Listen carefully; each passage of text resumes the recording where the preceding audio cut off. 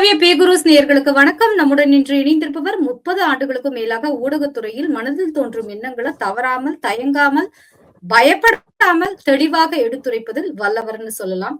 நிறைய இன்சைட்ஸ், அரசாங்கம், கவர்னன்ஸ், நிர்வாக திறமை இதெல்லாம் பற்றி நமக்கு அளவில்லாத தகவல்களை தருபவர் அவர் ஊடகவியலாளர் திரு வி எஸ் ராமன் சார் அவர்கள். சார் வணக்கம் சார், உங்களை வரவேற்பது பெருமிதம் அடைகிறோம். வணக்கம். வணக்கம் சார். எழுதி வைத்துக் கொள்ளுங்கள், மு.க. ஸ்டாலின் தான் கலைஞர் குடும்பத்தின் கடைசி முதலமைச்சர் அப்படின்னு நான் சொல்லல சார், அமைச்சர் ஆதவ் அர்ஜுனா சொல்லியிருக்காரு. என்ன அதாவது கண்களுக்கு போல் நாட்டின் காவலுக்கு கிடைத்த வேலு நாச்சியார் என்று அவருடைய தளபதியான மருதுபாண்டி சகோதரர்கள் சொன்ன அந்த வரியை உங்கள்கிட்ட ஞாபகப்படுத்துறேன். அதாவது ஆர்கே நகர்ல தவேகாவுடைய கட்சி கூட்டத்துல அமைச்சர் ஆதவ் அர்ஜுனா பேசுறாரு. திமுகவின் குடும்பத்தில் கடைசி ஆட்சி இதோட முடிஞ்சு போச்சு, இனிமேல் நீங்க வரமாட்டீங்க. 25 உள்ளாட்சி மன்ற தேர்தலில் வரக்கூடிய உள்ளாட்சி மன்ற தேர்தலில் 25 மாநகராட்சியில முன்னில கூட திமுக வராது, வந்தா நான் என் பேரை மாத்திக்கிறேன். நிறைய அவருடைய அதாவது சின்ன வயசு, அதுல ஆளுங்கட்சி ஆக்கிட்டாங்க, அதுல அதிகாரம் ஆட்சி நம்ம கையில் இருக்குது என்று அவர் நிலைப்பாடு பேசுறாங்க. ஆனா இதே திமுக கடந்த முறை ஒரு மாதத்துக்கு முறை ஆட்சியில் இருக்கும் போது இதே தாவேகா கட்சிக்காரர்களையும் கட்சி தொண்டர்களையும் என்ன பாடுபடுத்தினாங்க, அதுவும் ஆட்சி அதிகாரம் தான். அதற்கு பதில் தான் 2 நாளுக்கு முன்னால தாவேகா நம்முடைய திமுக செய்தி தொடர்பாளர் RS அமைப்பு செயலர் RS சொல்லிருக்காருன்னா, சிலவங்களுக்கு சில புத்தி இருக்கும், புதுசா ஒரு ஹோட்டல் திறந்துட்டாங்கன்னா அந்த ஹோட்டல்ல ஃபர்ஸ்ட்ல போய் அன்னைக்கு திறந்த அன்னைக்கே போய் சாப்பிடுவாங்க. ஆஹா பரவாயில்ல, நல்ல சாப்பாடு ருசியா இருக்குது. இப்படி சிலவங்களுக்கு அந்த அந்த தொடர்ச்சியாக ஒரு புத்தி இருக்கும், எண்ணம் இருக்கும். அதே போல ஆதவ் அர்ஜுனா பல கட்சிக்கு போயிட்டு வந்தவர்களுக்கும் இந்த புதுசா ஹோட்டல்ல சாப்பிட்ட அந்த அந்த எண்ணத்தை நினைவுபடுத்துறேன். நாங்க இது மாதிரி எத்தனை சவால்களை நாங்க பார்த்தவங்க, அதனால புதுசா நீங்க ஆட்சியில வந்திருக்கீங்கன்னு சொல்லிட்டு சும்மா ஏதாவது இப்போ சவால் விடுறதெல்லாம் நாங்க எங்களுக்கு இதெல்லாம் கை வந்த கலை என்ன அவர் சொல்லியிருக்காரு. ஆனால் அதுல என்ன சொல்றாருன்னா, சென்னை மாநகராட்சி மேயர் அவர்கள் பிரியா ராஜன் அவர்கள் திருவிக நகர்ல தாவேகா சார்பில் வெற்றி பெற்ற பல்லவி அவர்களை அவமானப்படுத்தினாங்க, நீங்க உதாசனப்படுத்தீங்க, அந்த அளவுக்கு மேயர் போஸ்டிங்களை வச்சுக்கிட்டு நீங்க அதிகார துஷ்பிரயோகம் பண்றீங்களா என்ன உள்ள நிலைப்பாட அவர் சொல்றாரு. ஆனால் ஆதவ் அர்ஜுனா அவர்கள், அமைச்சர் ஆதவ் அர்ஜுனா பேச்சு அவர் சார்ந்திருந்த கட்சிக்கும் தான் ஆளுங்கட்சியாக இருக்கிறேன் என்ற ஒரு நிலைப்பாட்டில் பேசுவது அவருடைய நிலைப்பாடு. ஆனால் அதே நேரத்தில் திமுக பொறுத்த வரைக்கும், சென்னை மாநகராட்சியை பொறுத்த வரைக்கும் மெஜாரிட்டி கவுன்சிலர்கள்லாம் திமுக காரங்க தான். ஆனா அவங்களை இதுவரைக்கும் சென்னை மாநகராட்சியில எந்த வார்டிலையோ எந்த மண்டலங்களிலேயோ இதுவரைக்கும் தவேகா காரங்க எங்கேயுமே பெருசா ஸ்போர்ட்ஸா ஒன்றும் மூவ் பண்ணது கிடையாது. ஆனால் தாவேகா அரசு தங்களுடைய ஆட்சியில் அமைச்சரிடம் சார்பு அமைச்சரிடம் வைத்துள்ள அதிகாரிகள் அனைவரும் தங்களுக்கு ஆட்சிக்கு உகந்தவர்களா, அரசு தங்களுடைய கட்சியினுடைய ஆட்சியினுடைய திட்டங்களை மக்களுக்கு சென்று கொண்டு செல்லக்கூடிய வல்லமை படைத்தவர்களா என்றால் நிச்சயமாக இல்லை. இவர் உள்ளாட்சித்துறையை சொல்லுகின்றார், மாநகராட்சியில் ஒரு மாநகராட்சி கூட வெற்றி பெற முடியாது என்று எல்லாம் சொல்லுகின்றார். ஆனால் இதே மாநகராட்சி சென்னை மாநகராட்சியில் மாநகராட்சி ஆணையராக இருந்தவர் தான் ககன்தீப் சிங் பேடி. இந்த ககன்தீப் பேடி அவர்கள் கடந்த திமுக ஆட்சியில அவர் எப்படி செயல்பட்டார்னு உங்களுக்கு தெரியும். எதுக்குன்னா, ஒரு முறை முதலமைச்சர் ஸ்டாலின் அவர்கள் மாநகராட்சி லிமிட்டுக்குள்ள போகும்போது அந்த கார்ல PSO காவல்துறை அதிகாரிகள் போலீசார் அந்த ஃபுட்டேஜ்ல நின்று பாதுகாப்பாக வண்டியில போவாங்க. அதே ஃபுட்டேஜ்ல மேயர் பிரியா ராஜன் அவர்களும் சென்னை மாநகராட்சி ஆணையராக இருந்த ககன் சிங் பேடி அவர்களும் எப்படி சொல்றாங்க பாத்தீங்களா, எப்படி போறாங்க பாத்தீங்களா? இது என்ன புரோட்டோகாலா? இது புரோட்டோகாலா பாருங்க. ஒரு போலீசார் சொல்லக்கூடிய அந்த வாகன ஃபுட்டேஜில் மேயர் செல்லுகின்றார் என்றால் எப்படி உள்ள இதை நம்ம ஏத்துக்கிற முடியும் சொல்லுங்க? மேயர் சொல்லுகின்றார் என்றால் எப்படி ஏத்துக்கிற முடியும் பாருங்க. அப்போ அவர் சொல்றாரு, ஆதவ் சொல்றாரு, புரோட்டோகால் உங்களுக்கு பின்பற்ற தெரியுமா என்று சொல்லுகின்றார். ஆனால் அதே சென்னை மாநகராட்சி மேயர் நீங்க கேக்குறீங்க, அதே மேயர் பிரியராஜனும் உங்ககிட்ட இருக்கிற ககன்சிங் பேடி அவர்களும் அன்னைக்கு சென்னை மாநகராட்சியில் இருக்கும்போது இந்த பாருங்க, முதலமைச்சருடைய வாகனத்துல போலீசார் செய்யக்கூடிய வேலையை ஃபுட்டேஜ்ல தொங்கிட்டு போறாங்க. இதை நீங்க எந்த புரோட்டோகால போனீங்கன்னு அவங்கள்ட்ட கேட்க முடியுமா? அன்னைக்கு அதே பத்திரிகை துறைகள் விமர்சகர்கள் பெரிய விமர்சனம் சொன்னாங்க. மேயர் இப்படி சொல்லலாமா, மாநகராட்சி ஆணையர் இப்படி சொல்லலாமா என்று நினைத்தார்கள். ஆனால் அன்றைக்கு சென்னை மாநகராட்சி மேயராக ஆணையராக இருந்தவர் முதலமைச்சரிடம் ஸ்டாலின் அவரிடம் நம்பிக்கை நட்சத்திரமாக இருந்தார். அதன் பின்னர் தான் சென்னை மாநகராட்சியில் மண்டலம் 15 நடைபெற்ற மழைநீர் கால்வாய் திட்ட பணியில் பத்திரிகை செய்தி வைத்து அதன் பிறகுதான் அந்த மண்டல சேர்மனும் அன்னைக்கு சோழிங்கநல்லூர் தொகுதியில் இருந்த ரமேஷ் அரவிந்த் எம்எல்ஏவும் அன்று நகர்ப்புற அமைச்சர் KN நேருவும் சார்ந்து முதலமைச்சர் ஸ்டாலினிடம் பல விளக்கத்தை சொல்லி இதே ககன்சிங் பேடியை முகத்திரியை கிழித்தார்கள். கிழித்த பிறகுதான் அவரை ஹெல்த் செக்ரட்டரியா மாத்தினாங்க. அதன் பிறகு அவரு டெப்டி சிஎம் உதயநிதி ஸ்டாலின் அவர்களுக்கு செக்ரட்டரியா போனாங்க. அதன் பிறகு ஊரக வளர்ச்சித்துறை செக்ரட்டரியா போனாங்க. இப்படிப்பட்டவரை தான் இன்று முதலமைச்சரின் கைவசம் இருக்கக்கூடிய ஒரு பேராட்சி, நகராட்சி, மாநகராட்சி, மெட்ரோ வாட்டர் டிபார்ட்மெண்ட்டுக்கு அரசு செயலராக ககன்சிங் பேடியை நியமித்துள்ளீர்கள். எதுக்கு இதை சொல்லுகின்றீர்கள் என்றால், ஒரு அதிகாரியை நியமிக்கின்ற போது அவருடைய பின்புலம் என்ன, அவர் நமக்கு சாதகமா இருப்பாரா, ஏன் இப்படிலாம் இருக்குன்னு எதுவுமே நீங்க விசாரிக்கல. ஏன் அமைச்சரிடம் ஸ்பெஷல் பிஏவுக்கு 14,000 பேர் அப்ளிகேஷன் கொடுத்து இன்னைக்கு ஃபில்டர் பண்ணி அவங்க திமுக ஆதரவா இருந்தாங்களா, அதிமுக ஆதரவா இருந்தாங்களா, அவர்களை கரெக்ஷன் பார்ட்டியா, இதெல்லாம் ஆய்வு செய்துதான் இன்று கிட்டத்தட்ட 260 பேர் வந்து செலக்ஷன்ல இன்னும் அப்பாயின்மெண்ட் வெயிட்டிங்ல இருக்கிறாங்க. சோ ஒரு அமைச்சரின் பிஏவுக்கள் யார் எப்படிப்பட்ட இருக்க வேண்டும் என்ற ஆய்வு செய்யக்கூடிய நீங்கள் உங்களது துறைகளில் வரக்கூடிய IAS அதிகாரிகள் எப்படிப்பட்டவர்கள் என்று நீங்கள் ஏன் ஆய்வு செய்யவில்லை, ஏன் ஆராய்ச்சி செய்யவில்லை? ஏன் இந்த ஆட்சியில் உள்ள பல அதிகாரிகள் இன்று வரையிலும் இந்த ஆட்சி மீது சரியான அளவில் நம்பிக்கை இல்லை, சரியான வழியில் கோஆபரேட் பண்ணவில்லை என்ற காரணம் என்னவென்றால், அவர்கள் பாதி பேரும் கடந்த திமுக ஆட்சியில் கொடிகட்டி பறந்தவர்கள். ஆகவே தான் இன்று திமுகவை பொறுத்தவரைக்கும், தலைமையை பொறுத்தவரைக்கும் அதிமுகவில் இருந்து பல முன்னாள் அமைச்சர்களை தினசரி அறிவாலயத்தில் இணைக்கின்றார்கள். அதிமுக ஒரு புறம் தாவேக்கள் இணைகின்றார்கள், இன்னொரு புறம் திமுக இணைகின்றார்கள். ஆக மொத்தம் 2 கட்சியும் சேர்ந்து அதிமுகவை கரைத்து செல்லக்கூடிய நிலைமையில் இன்று உள்ளது. ஆகவே பதவி வர வேண்டும், பணிவு வர வேண்டும், துணிவு வர வேண்டும், செயல்பாடு வர வேண்டும். அதுதான் ஜெயலலிதா மேல சொல்லுவார், அன்பு, அறிவு, துணிவு என்று 3 மந்திரத்தை அவர் சொல்வது போல சொல்லுவார்கள். ஆகவே சென்னை மாநகராட்சியை பொறுத்தவரையிலும் இன்று அங்கு பல விஷயங்கள் ஓடிக்கொண்டிருக்கின்றன. இதையும் அமைச்சர் ஆதுவரஞ்சனா கவனத்துக்கு யாரும் கொண்டு செல்வதில்லை. ஆகவே நீங்கள் பிரியாராஜன் மேயரை பேசினால் அவருடைய நிலைப்பாடு என்ன? அவரால் எங்கும் சொல்ல முடியாது. காரணம் என்றால் அவர் எப்படி இந்த பதவிக்கு வந்தார், எப்படி செயல்பட்டார், அவர் இயக்கி கொண்டிருப்பது யார் என்றும் ஆதுவரஞ்சனா அவர்களுக்கு தெரியும்.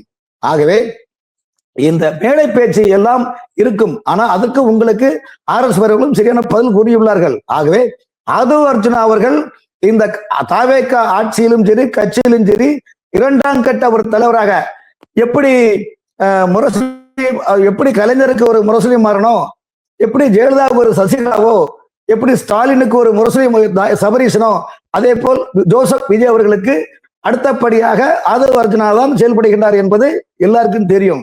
ஆகவே நீங்கள் உங்கள் ஆட்சியை தக்க வைக்க வேண்டுமானால், நீங்கள் மக்களுக்கு நல்ல திட்டங்களை கொடுக்க வேண்டுமானால், மக்களுக்கு கொடுக்கப்பட்டுள்ள வாக்குறுதியை கொடுக்க வேண்டுமானால், நீங்கள் செய்ய வேண்டியது கடந்த 5 ஆண்டு கால ஆட்சியில் என்னென்ன பணிகள் நடைபெற்றது, அந்த பணிகளை எடுத்த ஒப்பந்ததாரர் யார், அந்த பணிகளை ஒப்பந்தத்தில் கொடுத்த அதிகாரி யார், அந்த அதிகாரிக்கு கமிஷன் வாங்கி கொண்டு கொடுத்த அமைச்சரின் PA யார், இதையெல்லாம் நோட்டம் செய்து, இதெல்லாம் ஆய்வு செய்து, இதெல்லாம் களப்பணி செய்தால் பல ஆயிரம் கோடி ரூபாய் கடந்த ஆட்சியில் ஊழல் நடந்தது வெளிச்சத்தில் வரும். ஆனால் இதை கொண்டு வர வேண்டியது யார்? துறை சார்ந்த நகராட்சி, பேராட்சி, மாநகராட்சி அதிகாரிகள் தானே கொண்டு வர வேண்டும். ஏன் அவர்களை மறைத்துக் கொள்கின்றார்கள்? ஏன் காரணம் என்றால் இதிலிருந்து தாங்களை தப்பித்துக் கொள்வதற்காக அவர்கள் நடித்துக் கொண்டிருக்கின்றார்கள். ஒருவருக்கு ஆசை சீஃப் செக்ரட்டரி ஆக வேண்டும் என்று, இன்னொருக்கு ஆசை நகராட்சி மாஸ்டர் செக்ரட்டரி ஆக வேண்டும் என்று ஆசைகளை தன் மனதுக்குள் வைத்து வெளியிலே நடித்துக் கொண்டு செயல்படுவர்களிடம் என்ன நீங்கள் எதிர்பார்க்க முடியும் அவர்களே? ஆகவே இந்த ஆட்சி நீடிக்க வேண்டும் என்றால், ஏன்னா மக்கள் ஓட்டு போட்டுள்ளார்கள், குழந்தைகள் எல்லாம் அம்மா அப்பாட்ட சொல்லியிருக்கிறாங்க, தாத்தா பாட்டிட பேரன் சொல்லியிருக்கிறாங்க, பேரண்ட்ஸ் பேத்திகள் பேரன் பேத்தி சொல்லியிருக்கிறாங்க. இந்த நல்லாட்சி வர வேண்டுமானால் நீங்கள் கடந்த காலத்தில் உள்ள தீய சக்தி, ஊழல் சக்தி என்று உங்களால் சொல்லக்கூடிய விமர்சிக்கப்பட்ட நீங்கள் அந்த ஆட்சி நடந்த தவறுகளை இதுவரையிலும் ஒரு அதிகாரியாவது உங்களுக்கு கொடுத்தார்களா? இல்லை. அப்படி என்றால் இது என்ன, ஸ்டாலின் அவர்கள் சொன்ன போல சீனி சக்கரை சித்தப்பா சீட்லையும் நக்கப்பா என்று தேர்தல் வாக்கு நிறுத்தி விடலாமா? ஆகவே தான் இன்று தாவேகாவுக்கும் திமுகவுக்கும் மிகப்பெரிய உச்சக்கட்ட போர் பனிப்போர் நடந்து கொண்டிருக்கின்றன. காரணம் என்றால், ஒருவர் ஆட்சியை ருசித்து சுவைத்து பதவியை நீங்க மக்களால் துரத்தடிக்கப்பட்டவர், இன்னும் ஒருவர் புதுசாக வந்து ஆட்சியில் அமர்ந்து கொண்டு ஒரு மாதம் அமர்ந்து கொண்டிருக்கின்றார். நாங்கள் லஞ்சம் வாங்க மாட்டோம், மக்களுக்கு சேவை செய்வோம் என்று சொல்லக்கூடிய தவேக ஆட்சி ஏன் கடந்த திமுக ஆட்சி நடந்த ஊழல்களை ஏன் விசாரிக்கவில்லை என்பதான மக்கள் கேட்கின்றார்கள். இடி சம்மன் கொடுத்துள்ளன, பல்வேறு வழக்குகள் உள்ளன. அந்த வழக்கின் நிலை உண்மைத்தன்மை என்ன என்பது இன்று வரையிலும் வெளியில் கொண்டு வரவில்லை என்பதுதான் மக்கள் கேட்கின்றார்கள். மட்டுமல்ல, எங்களாம் போன்ற அரசியல் விமர்சனம் உங்களிடம் கேள்வி வைக்கின்றோம். ஆகவே நீங்கள் ஆட்சியை நடத்துகின்றீர்கள், நிர்வாகத்தை செயல்படுத்துகின்றீர்கள். ஆனால் உங்களுடைய ஆட்சிக்குள்ளே அதிகாரிகள் என்ற பொருளில் பல ஊழல் அதிகாரிகள் வந்து பசுந்தோல் பொருத்திய புலிகளாக இருக்கின்றார்கள். இவர்களை நீங்கள் கண்காணிக்க வேண்டும். அப்படி கண்காணிக்க உங்களால் முடியாவிட்டால் எங்களை போன்ற பத்திரிகைகளிடம் கேளுங்கள், நாங்கள் புட்டு தருகிறோம். கடந்த 10 ஆண்டுகளாக எடப்பாடி பழனிசாமி அமைச்சர் நடந்த ஊழல்களை திமுக எடுத்து அதன் மூலம் திமுக வெற்றி பெற்றது. திமுக ஆட்சிக்கு வந்தவர்ன எடப்பாடி பழனிசாமி ஆட்சி நடந்த அத்தனை ஊழலை மறைத்துக் கொண்டது என்றால் 2 கட்சிகளும் அன்கோ போட்டுக் கொண்டன. ஆகவேதான் இன்று திமுகவில் ஏன் இந்த 2 தலைமுறை அன்பரசன் சொல்லுகின்றார், எல்லா அண்ணா திமுக தலைவரும் தாய் கட்சியில் வாருங்கள் என்று சொல்லுகின்றார்கள் என்று சொல்லக்கூடிய சூழ்நிலை இன்று இருந்து கொள்கின்றன. ஆகவே தமிழ்நாட்டை பொறுத்தவரையும் பல அரசியல் கட்சி தலைவர்களுக்கும் தாவேக ஆட்சி தொடர்வதை பிடிக்கவில்லை, தாவேக ஆட்சியை எப்படியாவது கவிழ்க்க வேண்டும் என்று மிகப்பெரிய சதி வலைகளும் பின்னப்பட்டு வருகின்றன என்பதை மாண்புமிகு ஆதவர்ஜன் சொல்லிக் கொள்கிறேன். ஆகவே நீங்கள் துணிந்து ஊழல்களை களையிடுங்கள், ஊழல்வாதிகள் தப்ப விடாதீர்கள்.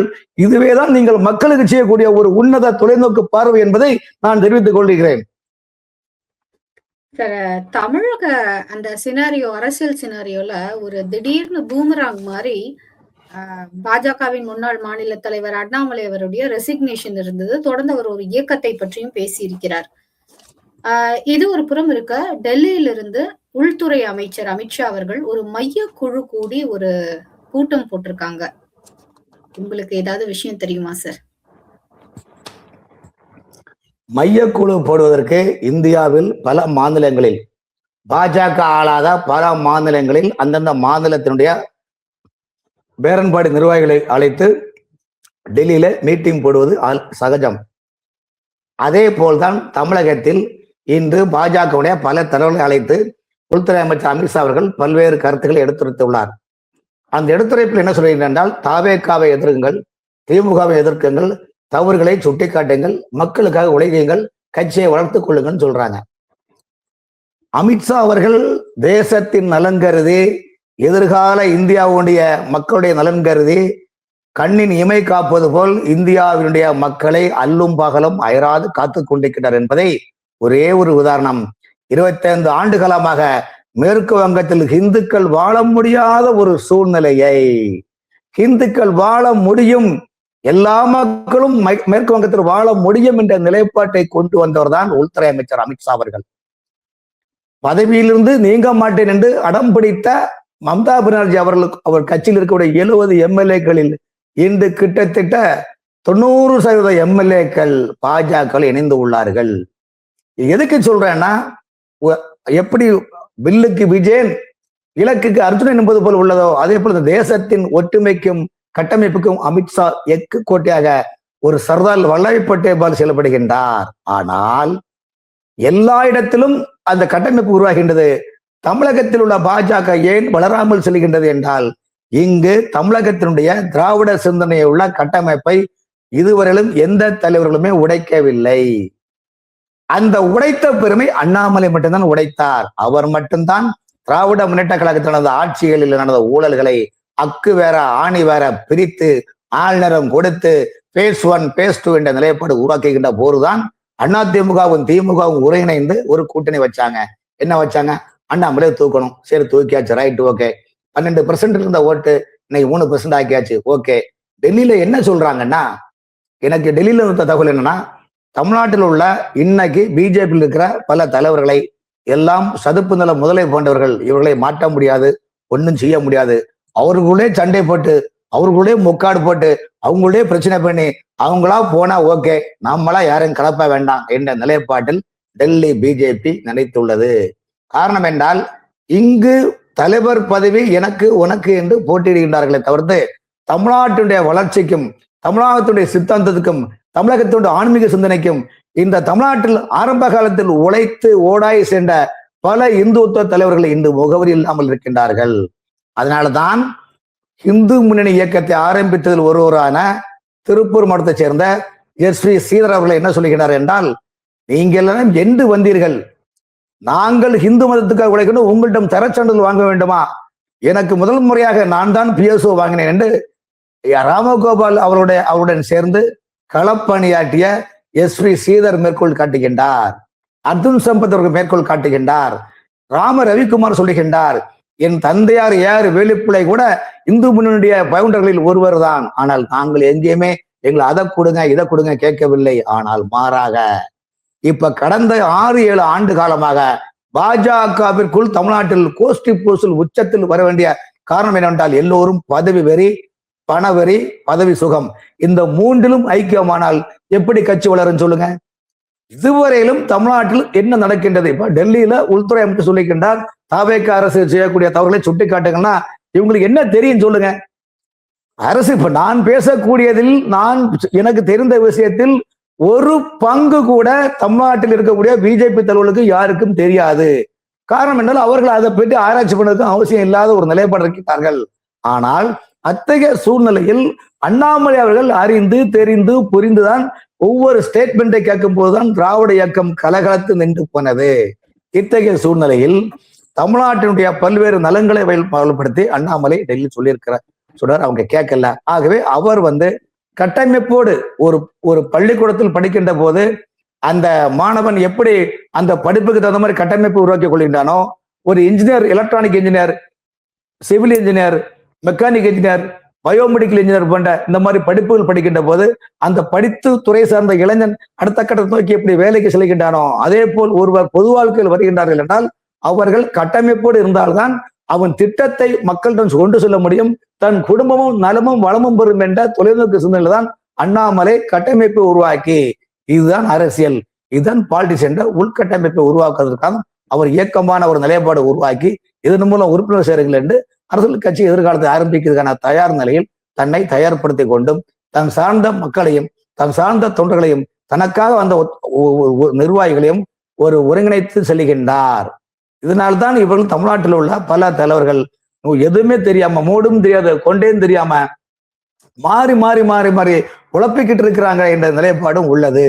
இதையெல்லாம் புரிந்துதான் அமித்ஷா அவர்கள் டெல்லியில் சரி வந்தா வா, வராட்டா போ, அவ்வளவுதான், விழுந்தால் வீட்டுக்கு, விழாவிட்டால் நாட்டுக்கு என லாட்டரி டிக்கெட்ல விளம்பரம் பண்றது போல நீங்க தேர்வு யாரும் இதுல பெருசா ஃபீல்டு ஒர்க் பண்ண போற கிடையாது.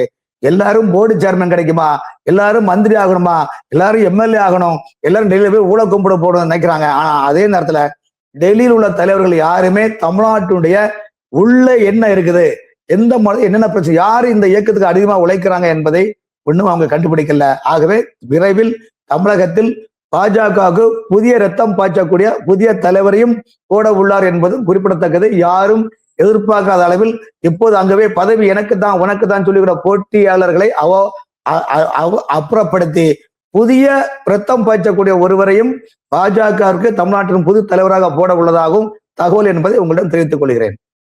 Okay sir. சார், திரும்பி கம்மிங் பேக் டு தமிழக அரசு அதிகாரிகள் சார், ஒரே ஒரு விஷயம், தமிழ்நாட்டுல எப்பவுமே என்ன சொல்லுவாங்கன்னா டாஸ்மாக் மாஃபியா, ட்ரக் மாஃபியா, தொடர்ந்து கனிம வள மாஃபியா, அந்த குவாரி மாஃபியா அப்படி சொல்லும் போது இப்ப ரீசெண்டா அந்த லாட்டரி மாஃபியா அப்படிங்கறதையும் சேர்த்து சொல்றாங்க. இன்னொரு பக்கம் என்ன சொல்றாங்க, ஜோசப் விஜய் அவர்கள் நாட்டுல ஒரு நல்ல ஆட்சி கொடுக்கணும், ஒரு குட் கவர்னன்ஸ் கொடுக்கணும் சொன்னா கூட அதிகாரிகளையும் ஆதவர்ஜனாவையும் தாண்டி அவரால் கொடுக்க முடியவில்லை அப்படிங்கிற ஒரு பார்வை முன்வைக்கப்படுது. ஆட்சிகள் மாறலாம், காட்சிகள் மாறலையா? அதாவது எல்லா அரசியல் கட்சிகளும் தேர்தல் ஆளுங்கட்சி ஆவது வரைக்கும் தேனாறு ஓட்டுவேன் பாலாறு ஓட்டுவேன் டிராமா நடிப்பாங்க. இதுபோல் ஜெயித்து ஆட்சியில் வந்த பிறகு ஒரே மாசத்துல கட்டமைப்பே மாறும். அந்த கட்டமைப்பு மாறுகின்ற போது 2011 2021 வரைக்கும் தமிழ்நாட்டில் அண்ணா திமுக ஆட்சி வந்தது. 10 ஆண்டு காலம் திமுக ஆட்சியில் இல்லை. அதுக்கு பிறகு 5 வருஷம் திமுக ஆட்சி வந்தோடனே எத்தனை பவர் சென்டர் வச்சிருந்தாங்க. முதலமைச்சர் ஸ்டாலின் தலைமையில 7-8 பவர் சென்டர், துறை சார்ந்த அமைச்சர்கள் 6-7-8-10 பவர் சென்டர் வச்சு கொள்ளடிச்சாங்களா இல்லையா அந்த துறைகளை? அப்ப இவர்களை யாராவது மக்களுக்கு உதவி செய்யறாங்களா இல்லையே? மக்களை வைத்து கொண்டு எவ்வளவு கொள்ளடிக்குமோ அப்படிதான் பண்றாங்க. அதுல தாவேக்கம் விதிவிலக்கு அல்ல. காரணம் என்றால் முதல் அமைச்சர் விஜய் அவர்கள், முதல் போட்ட அமைச்சர் ஆதவ் அர்ஜுனா அவர்கள். அப்போ முதல் போட்டவங்களுக்கு தானே எவ்வளவு, அது அடுத்தது போட்ட இன்வெஸ்ட்மெண்ட் எப்படி எடுக்கணும் அவங்களுக்கு தானே தெரியும். அப்ப பவர் சென்டர் எங்க இருக்கும் நீங்க நினைச்சு பாருங்க. ஸோ அதனால ஜெயலலிதா அம்மையார் இந்த லாட்டரி டிக்கெட்டு சமூகத்தை சீர்திருத்தும் குடி சாராயத்தை விட மோசமானது என்று ஜெயலலிதா அவர்கள் இதற்கு தடை செய்து அந்த லாட்டரி டிக்கெட்டுக்கு விற்பனைக்கு துணையாக இருந்து எல்லா கட்டமைப்பு இருந்த அந்த லாட்டரி மாஃபியாக்களை ஜெயலலிதா அம்மையார் பிடித்து சிறைச்சாலை அனுப்பினார்கள். கடந்த 2026 வரையிலும் வரவில்லை. இப்போது தாவேக்கு ஆட்சி வந்தவுடன் எல்லோரும் அந்த குடும்பத்தை சேர்ந்தவர்கள் குடும்பமா வராங்க. சோ தமிழ்நாடு என்ன பண்றது என்ன செய்யறது இன்னும் புரியல. விஜய் அவர்களுக்கும் இந்த நிலைப்பாடு எல்லாமே தெரியும். இருந்தாலும் விஜய் அவர்கள் இன்டெலிஜென்ஸ் அதிகாரிகளை நியமித்து சில அமைச்சர்களை ரகசியமாக கண்காணித்து கொண்டு வருகின்றார்கள் என்பதும் குறிப்பிடத்தக்கது. ஆகவே இந்த விஷயத்துல கனிம வளங்கள் இன்னைக்கு பாருங்க, வீடு கட்டக்கூடிய எல்லா பொருளுமே ரேட் ஏறியாச்சு. எம்சென்ட், சிமெண்ட், கம்பி, ஜல்லி எல்லாமே எப்படி ரேட் ஏறுது சொல்லுங்க. ஒரு ஆட்சி மாறி இன்னொரு ஆட்சி புதிய ஆட்சி வரும்போது இந்த விலைவாசிகளை ஆட்டோமேட்டிக்கா அப்கிரேட் பண்ற விளைவு காரணம் என்றால் அவர்களும் தொழில் நடத்த வேண்டும். தொழில் நடத்தக்கூடியவர்கள் சம்பந்தப்பட்ட ஆளுங்கட்சியினருக்கு ஏதாவது கொடுக்க வேண்டும். கொடுக்கும் போது அதை வச்சு ரேட் ஏத்துறாங்க. யார் இதை கேட்கற சொல்லுங்க. ஏன்னா எதிர்கட்சியில் யாரும் கேட்க முடியாது. காரணம் திமுக இப்போ தாவேக ஆட்சியில் அதிகாரிகள் ஊழல் செய்கின்றார்கள், தாவேக ஆட்சியில் அமைச்சர்கள் ஊழல் செய்கின்றார்கள். இந்த 2 வார்த்தைகளையும் திமுக கேட்க முடியுமா அல்லது அண்ணா திமுக கேட்க முடியுமா? கேட்க முடியாது. காரணம் என்றால் நீ யோக்கியனா கேட்பாங்க. என்ன கேட்கறீங்களே, ஒரு மாசம் தான் ஆட்சி, நீங்க 60 ஆண்டுகள் ஆட்சியில் இருக்கிறீங்களே, அப்ப நீங்க யோக்கிய செய்யாமல் கேட்கும் போது எப்படி பதில் சொல்ல முடியும்? ஆகவே ஊழலில் 2 திராவிட கட்சிகளும் சிலைத்தவர்கள். இவர்கள் ஊழல் செய்வதும் அவர்கள் காட்டி கொடுக்க மாட்டார்கள், அவர்கள் ஊழல் செய்வதும் இவர்கள் காட்டி கொடுக்க மாட்டார்கள். ஆகவே தாவேக அரசு புதிய ஆட்சி வந்துள்ளது, புதிய அரசு அமைந்துள்ளது. ஆனால் இந்த தாவேக ஆட்சிக்கு 50% அதிகாரிகள் முழுக்க ஒத்துழைப்பு கொடுக்கவில்லை. இதில் 25% அதிகாரிகள் கடந்த ஆட்சியில் டிரான்ஸ்பருக்கு பல கோடி ரூபாய் வாங்கினார்களே, அப்ப எங்களுக்கு எதை கொடுங்கன்னு சொல்லிட்டு இவர்கள் தனியாக கன்சல்டேஷன் என்ற ஏஜென்ட்களை வைத்து ஒவ்வொரு டிரான்ஸ்பருக்கும் பணத்தை வாங்கி கொண்டு கல்லா நிரப்பி வருகின்றார்கள். இதையும் கவனித்து கொண்டு வருகிறேன். ஆகவே ஊழல் என்பது எப்படி மூக்கில் இருந்தா சாலியா நீங்க தும்மலை நீக்க முடியாதோ அதே போலதான் இந்த ஊழலையும் கண்டிப்பாக ஒழிக்க முடியாது. நாய்வாலை எப்படி ஒழிக்க முடியாதோ, எப்படி சிந்து பார்த்து தொடர்கதை தொடர்ந்து வருதோ அதே போல் தமிழ்நாட்டை பொறுத்த ஊழலை ஒழிக்கவே முடியாது. ஊழலை ஒழிக்க வேண்டுமானால் மக்கள் மாற வேண்டும், மனநிலை மாற வேண்டும். மக்கள் தமிழ்நாட்டில் இந்த அரசு தாவேக அரசுக்கு ஒரு மாற்றத்தை கொடுத்துள்ளார்கள். ஆனால் ஊழல் இன்னும் ஒளிந்த பாடில்லை. அத்தனை துறையிலும் அதிகாரிகள் வெளிப்படையாக வாங்காமல் ஏஜென்ட்களை வரவழைத்து ஏஜென்ட்கள் மூலமாக லஞ்சத்தை வாங்கி கொள்கின்றார்கள். இதுதான் உண்மை. ஏன் தமிழ்நாட்டில் கடந்த 15 வருஷமாக எல்லா நகர அத்தனை துறையும் ஊழல் தானே. ஒவ்வொரு டிரான்ஸ்ஃபர்ல எத்தனை கோடி வாங்கினாங்க, டெண்டர்ல 15% கமிஷன் வாங்கினாங்க. இது யாரா கண்டுபிடிச்சாங்களா, இல்ல யாரும் நடவடிக்கை எடுத்தாங்களா, இல்ல தாவேக அரசு இல்லங்க கடந்த ஆட்சியில் நடந்த ஊழலை விசாரணை பண்ண போறேன்னு சொன்னாங்களா? இல்லையே. அப்படி விசாரணை பண்ண சொல்லக்கூடிய அதிகாரிகள் தான் கொடுக்கணும். அதிகாரிகள் அதை பற்றி மூச்சே விடல. எல்லாம் ஒரு டிராமா நடிச்சுட்டு ஒரு ஜீபொம்ப வேலையை நடிச்சுட்டு இருக்கிறாங்க. இதுக்கு மேல என்ன சொல்ல முடியும் சொல்லுங்க.